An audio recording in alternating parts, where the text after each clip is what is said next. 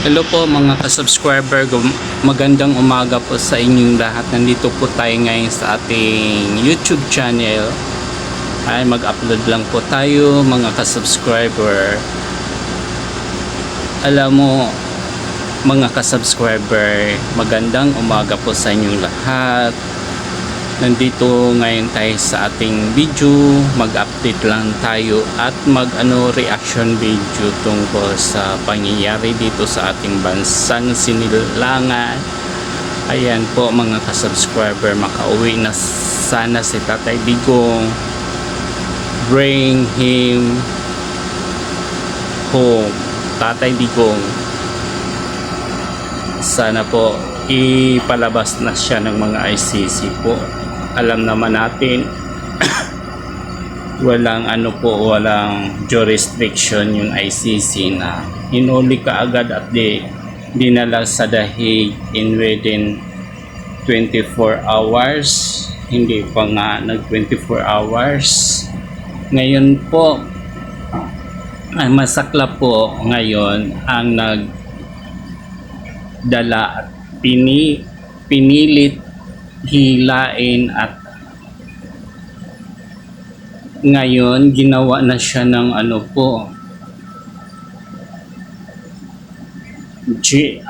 yung talagang ayan po mga ka-subscriber, yan lang tanging dito sa Pilipinas dapat po nililitis yan at kinulong kasi marami po yan atraso. Sa bagay po mga ka-subscriber, kung talagang yung ang Pangulong nagsasabi na bigyan ng posisyon ng ipapalit kay Marbil, di wala tayong magagawa kung di siya talaga ang ipapalit. Hayaan lang po natin mga ka-subscriber hanggat sila pa ang nakaposisyon dyan.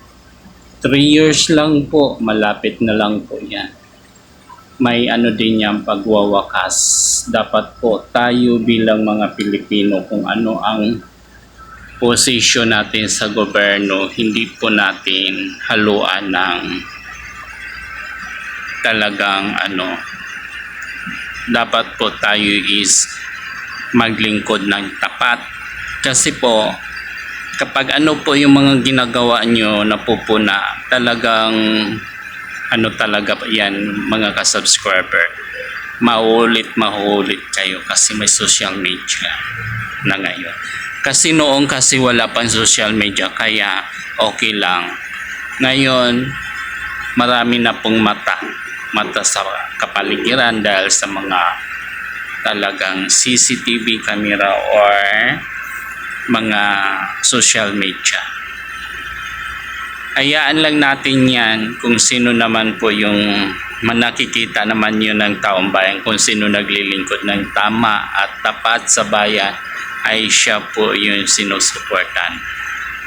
Matalino na ngayon ang mga tao po mga ka-subscriber, hayaan lang natin yung nila, yung mga binabalak na masama, yung mga ginagawa nilang masama, mahuhulitin niya. Malalagot sila talaga sa batas kasi ang batas po natin dito is katarungan para sa yung taong masasama. Siyempre nasa pa yan sila, lingkod ng bayan, sa mga nakapwesto pa yan sila. Balang araw bababa din yan, saka na sila huhusgaan ng batas. Kung anong pinagagawa nila ay sisingilin po sila. Kaya gusto nila po na patuloy ang paglilingkod hanggat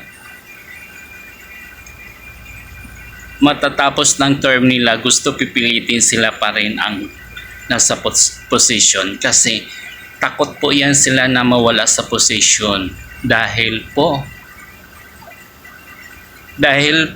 kung mawala yan sila sa position, kaagad yan sila imbestigahan.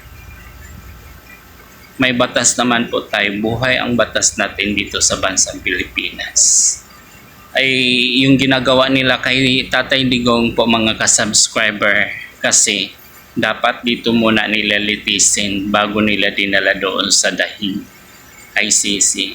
Siyempre may binabalak sila na maitim kay Tatay Digong sa dati nating former presidente, kasi ang mga ginagawa kasi nila mga anomalya is naharangan. Yun po yung doon, kasagutan ng lahat ng problema sa Pilipinas. Kaya kahit gusto nila mananatili sa posisyon habang nandyan pa sila, kaya gusto nila gayahin nila yung tatay nila noon na 21 naglilingkod ng Pangulong sa Pilipinas. Hindi naman po pwedeng ganon, kasi ngayon iba na ngayon ang mundo natin. Ay may batas tayo hanggang 6 years lang sa bilang presidente. Kaagad umalis ka na sa posisyon, hindi ka na mananatili. Si Tatay Digong, yung dating former president nga, halos hindi pa tapos ang niya, yung mga pinagagawa na project, is may nagsabi sa kanya, sana hindi ka na bumaba. Yun yung ang doon, magandang term na sasabihin ng mga taong Pilipino, kasi marami kasi nagawa.